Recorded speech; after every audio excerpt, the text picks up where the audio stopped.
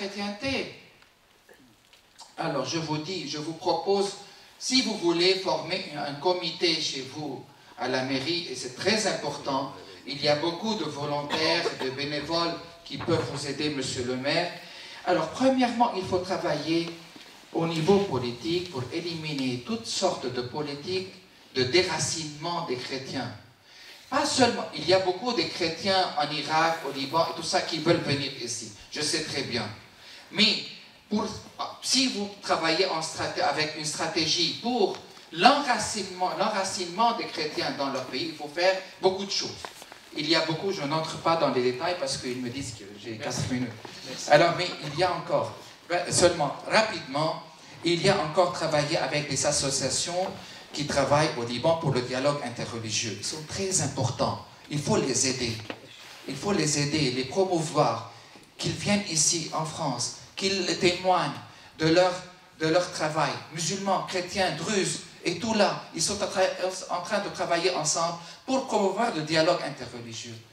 Et troisièmement, il faut aider surtout les écoles chrétiennes à majorité musulmane. Il y en a beaucoup au Liban. L'inverse, il n'y en a pas. Il n'y a pas des écoles musulmanes où il y a des chrétiens là-dedans. Je ne sais pas pourquoi, hein, c'est un énigme. Mais pour moi, au Liban, il y a à peu près 60 écoles catholiques à majorité musulmane. Il faut les aider parce que ces écoles-là ont une mission importante. Il n'y a pas de catéchèse dans ces écoles. Mais ils sont en train de donner à nos élèves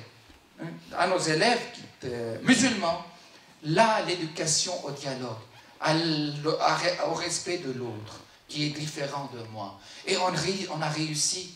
Il y a pas mal de nos élèves musulmans de nos écoles catholiques qui sont vraiment super et magnifiques dans leur mentalité, dans leur façon de penser. Et il faut aider ces écoles parce qu'ils sont vraiment menacés.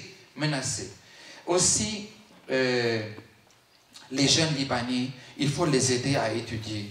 Il faut créer des bourses pour les jeunes Libanais pour qu'ils viennent ici étudier et puis retourner à leur pays. Et ce comité, il peut faire quelque chose de très important, c'est de créer une opportunité de travail à distance du Liban, de la Syrie ou bien de l'Irak, à distance, par Internet. Et ça ne coûte pas trop cher. Il y a beaucoup de têtes au Liban, des jeunes qui sont vraiment intelligents. Au lieu de les payer de venir ici et tout ça, ils peuvent vous aider par Internet. Il faut créer cette opportunité avec la France. Et à la fin, aussi, j'ai terminé. Moi, j'aime beaucoup la francophonie et j'aime beaucoup. Non, si je ne mérite pas, ne m'applaudissez pas. Mais j'aime beaucoup la francophonie. Et je travaille avec des associations francophones à Liban, Credo, et toutes les associations. Il y a Solidarité Liban, il y a plusieurs associations qui travaillent, pas pour le Liban seulement, pour tout le Moyen-Orient. Il faut les aider. Il faut les aider. Et pas tous, pas toutes les associations. Pardon. Il y a des associations qui travaillent pour les chrétiens au Moyen-Orient, mais ils travaillent pour les musulmans. Il faut vraiment discerner les vraies associations. Que Dieu vous bénisse. Merci beaucoup, monsieur le maire. Merci.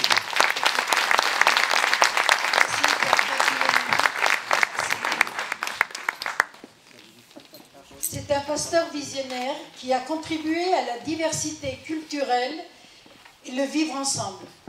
Il a engagé des programmes humanitaires auprès des enfants nécessiteux en Ouganda, au Sénégal, en Égypte, en Inde, en Thaïlande, en Indonésie, au Maroc, aux États-Unis et en France.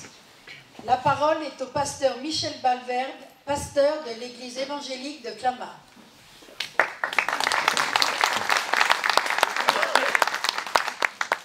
Merci monsieur le maire, merci au conseil d'administration sur cette opportunité. J'ai une voix un peu cassée parce qu'à force de crier sur les personnes qui n'entendent pas bien. Alors simplement, je voudrais dire quelque chose d'important. Moi, je suis plutôt un homme de terrain. Je ne suis pas un homme de politique stratégique. Je fais comme tout le monde, j'écoute la radio, je laisse nos élus faire leur travail.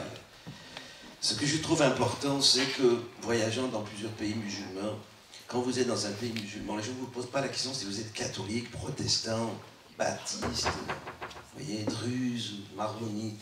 Les gens ne vous posent pas la question, tu es chrétien. Et quand vous êtes dans ces pays-là, vous voyez une croix ou une église, vous dites, tiens, on va aller là-bas. On ne va pas savoir si c'est chrétien ou plus que autre que chrétien. Et je pense que c'est un point important. Pour moi, le problème qui se passe aujourd'hui, c'est un défi pour les chrétiens. C'est un grand défi pour d'abord les chrétiens se mettre ensemble. Les divisions des chrétiens, c'est le terreau favorable à l'exploitation, en fait. Et nos différences sont souvent très mal perçues par le public français qui, je dirais, a une culture générale très basique sur la religion. À part catholique, et encore beaucoup ne savent même pas ce que c'est qu'être catholique. Donc l'idée, c'est de dire, je crois que les chrétiens doivent mieux dialoguer, et sur Clamart, on est très heureux d'avoir profité de la collaboration avec le père David Roure et le pasteur Agnès Schaeffer de l'Église réformée, l'Église protestante unie, de dialoguer entre chrétiens. Ça, c'est une première chose, je trouve, qui est vraiment importante au niveau local, de se connaître, de se respecter, et de voir qu'il y a des différences. Dans tous les milieux, il y a des différences. C'est la première terre, je dirais, de dialogue, le premier lieu d'apprendre à connaître celui qui est différent. Et la deuxième chose, je trouve, c'est que les migrants, ce n'est pas une affaire d'aujourd'hui. N'est-ce pas? Moi, je suis un héritage pied noir d'Algériens, et vous savez que 2 millions de pieds noirs ont débarqué en France. Donc on peut accueillir 2 millions de pieds noirs quand même, pas facilement, mais ils sont encore vivants, n'est-ce pas? Et pour la plupart, maintenant, c'est une vieille histoire, l'Algérie, tout ça. Je crois que c'est un point important. On est une terre capable de faire énormément de bien. La capacité qu'ont les Français est largement au-dessus de ce qu'ils croient qu'ils peuvent faire. On peut faire beaucoup de choses. Mais la chose essentielle, la chose pour moi basique, c'est vraiment la chose, c'est d'avoir un cœur pour la souffrance des autres. Que ce soit un chrétien, que ce soit un musulman, que ce soit un bouddhiste, un hindouiste, peu importe sa religion. Je crois que c'est la fierté d'être français et de défendre les droits de l'homme, d'appartenir à une nation qui a une grande histoire, une grande tradition de liberté. Ça, c'est quelque chose sur lequel, moi, je suis prêt à me battre. Parce que la liberté que nous avons en France, c'est quelque chose d'assez exceptionnel pour voyager. Et je crois que c'est important de comprendre que nos ennemis le connaissent bien. Ils connaissent bien cette liberté. Ils connaissent nos lois, puisqu'on les a formés dans nos universités. Ils savent bien savoir manipuler le droit français. Pour faire quoi? Pour nous empêcher de parler et de dire des évidences. De dire des choses tellement fondamentales que même on en oublie ce qui vient d'être dit. On se demande, mais pourquoi il y a tous ces collèges catholiques avec 90% de musulmans? Où sont les collèges musulmans avec 90% de chrétiens? Ah, ça ne pose pas la question. Pourquoi? Je ne sais pas. Je crois que c'est important, nous qui sommes plutôt des gens de terrain, et moi qui travaille avec au moins une trentaine de nationalités dans cette communauté de Clamart, qui chaque dimanche rassemble près d'1 millier de personnes. Nous, on fait notre travail chaque jour à l'intégration, on intègre des Roumains, on intègre des... Et aujourd'hui, je viens de recevoir 2 jeunes pasteurs d'Arménie et de Chili. 2 jeunes, qui sont une génération de jeunes qui disent, moi je suis français. Moi je suis né au pays, mais je suis là depuis l'âge de 5 ans. Maintenant j'étais à l'école républicaine, moi je veux être français, je veux être à l'école française, je veux devenir un pasteur capable de parler aux Français.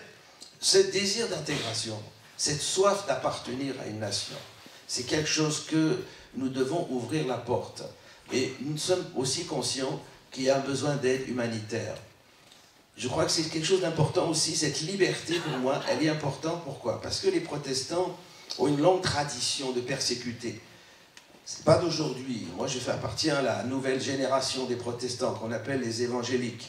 Vous entendez parler dans la radio, ils vont conquérir le monde. Ça fait un peu rire. Mais je crois qu'il faut arrêter sur les côtés des phobies, des peurs. Le christianisme est indestructible. Jésus dit, l'enfer même ne pourra rien contre nous. Il faut arrêter d'un christianisme de peur. Mais il faut que le christianisme se réveille. Et je m'adresse, moi, au public chrétien français, de longue tradition. Chrétiens, frères, sœurs, réveillez-vous. Cette société dans laquelle nous sommes, qui nous berce, qui nous nourrit, qui nous anesthésie. Et ce qui se passe là aujourd'hui, pour moi, c'est comme une espèce de sonnette d'alarme. Il dit, oh mais, il y a des chrétiens persécutés. Mince alors. Mais c'est vrai qu'on peut mourir pour sa foi encore aujourd'hui? Oui. Et on peut détruire le christianisme d'une nation entière? Oui. Et c'est pas une grande histoire qui remonte à quelques siècles, comme les guerres de religion du passé. Non. Qu'est-ce que je peux faire, moi, ici à Clamart? Et je voudrais remercier ceux qui sont à l'initiative de cette conférence. Je crois que si tous les chrétiens décident de dire c'est notre cause, on ne va pas demander à des gens qui simplement n'ont pas conscience de ce qu'est le christianisme. Et peut-être même se pose si la fondation de l'Europe c'est quelque chose de chrétien finalement. Est-ce que la liberté, la démocratie même, si vous faites un peu d'histoire, vous allez voir que les protestants étaient des forts défenseurs de la démocratie, peut-être même les initiateurs de la démocratie actuelle. Je crois que c'est important d'être aujourd'hui conscient que le défi que nous lancent les musulmans, pour moi, c'est un défi à réveiller les chrétiens à être un peu plus pratiquants. Leur religion, leur conviction, si les chrétiens sont convaincus que le message qu'ils portent est le message qui est pour l'humanité entière un besoin, et le pape François c'est un grand porte-parole aujourd'hui, n'est-ce pas? Même en Amérique, partout dans le monde, il propage un message qui est fort, et c'est une très bonne chose qu'il y ait au moins un porte-parole du christianisme, au moins un, qui soit médiatique. Mais je crois qu'au-delà de ce côté médiatique, nous ici à Clamart, nous faisons un travail d'accueil de l'immigré de manière régulière. Les guerres en Afrique et tout ce qui se passe dans les pays des anciennes colonies, nous sommes concernés. Nous accueillons des familles de gens qui sont arrivés ici sans rien et qui aujourd'hui vivent très bien et nous disent « Merci la France, merci la France ». C'est un pays qui nous a accueillis, un pays qui nous a donné une chance et nous, on veut se battre pour ce pays. Alors je crois que c'est un point important. La liberté pour nous, elle est importante dans le milieu protestant, c'est la liberté du choix. Et c'est pour ça que moi je me bats dans les pays à majorité musulmane, pour qu'on prenne conscience qu'un musulman qui veut devenir chrétien, c'est la bannière, c'est la croix et la bannière pour lui dans son pays. Là je rentre du Maroc, j'ai visité des communautés de chrétiens marocains qui ne peuvent pas avoir un lieu de culte. C'est interdit. Vous voyez, pas de culte, pas de salle de culte, pas le droit d'avoir une église, c'est interdit. Et les salles de culte protestantes sont interdites aux Marocains. Vous ne pouvez pas rentrer dans une salle de culte. Il y a une université arabe chrétienne dans les locaux de la communauté catholique. Et les Marocains ne peuvent pas rentrer. Et ça, c'est tout à fait normal. Ça fait partie de ce qui est inchangeable. Et je trouve que c'est important pour nous, en tant que chrétiens, et en tant que laïcs aussi, parce que je crois que la laïcité, pour moi, à la française, c'est pas l'anticléricalisme, c'est la liberté du choix de chaque individu de choisir sa religion et de la pratiquer en toute conscience, qu'il soit athée, bouddhiste ou n'importe quoi, peu importe, mais que tu puisses vivre dans un pays en paix, où tu peux pratiquer ce que tu crois, dans le respect de la liberté des autres, les différences, dans le dialogue. C'est ça la France. Et ça, c'est quelque chose pour lequel moi, je veux me mobiliser. Et j'ai beaucoup de témoins dans ma communauté qui sont prêts à dire, raconter comment la France a fait pour eux. Et il y a parfois même des gens qui me disent, quand quelqu'un de ma nation fait quelque chose qui n'est pas bien chez les Français, je lui dis, mais t'as pas honte? J'ai honte de toi. Moi, la France m'a aidé et je suis là pour aussi travailler maintenant, payer mes impôts et élever mes enfants dans ce pays. Je crois que nous, notre mission, en tant que communauté évangélique, c'est d'aider tous les chrétiens du monde avec les moyens que nous avons. Nous soutenons, nous prions, nous visitons, nous encourageons. Et sur Clamart, grâce au dialogue que nous avons interreligieux, nous avons une terre sur laquelle nous pouvons dialoguer. Merci de votre attention.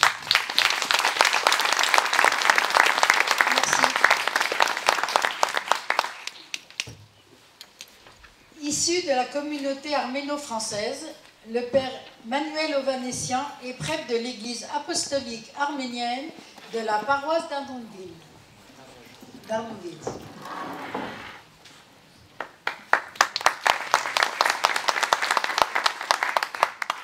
Mesdames, Messieurs, bonsoir. Monsieur le maire, Monsieur Berger et Monsieur Karam, président de la coordination chrétienne.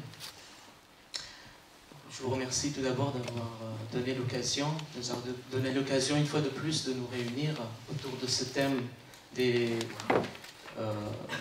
chrétiens d'Orient. J'étais en 2013, je crois, on est ensemble encore une fois. Alors quand on parle, je salue aussi mes confrères, pasteurs, prêtres, et tous les élus qui sont présents. En vous remerciant tous d'avoir créé cet espace-temps où, à travers une conférence de soutien aux chrétiens d'Orient, eh bien, je dirais qu'on fait une conférence de soutien à la vérité, à la justice et à la liberté. Les chrétiens sont morts pour certains sur leurs terres ancestrales. Certains continuent de mourir. Certains ne savent pas de l'avenir, de leur avenir, ne sont pas certains de ce qui va leur arriver encore. Parce que cette guerre, tout à l'heure, c'est une vraie guerre. Enfin, moi, je pose la question toujours, ce n'est pas une vraie guerre. C'est une guerre qui n'a ni queue ni tête. Une vraie guerre, c'est une guerre qui se déclare entre deux nations et où des soldats se font la guerre. C'est une guerre plutôt digne. Mais là, la guerre éclate au sein même des nations. Ce sont presque des guerres civiles.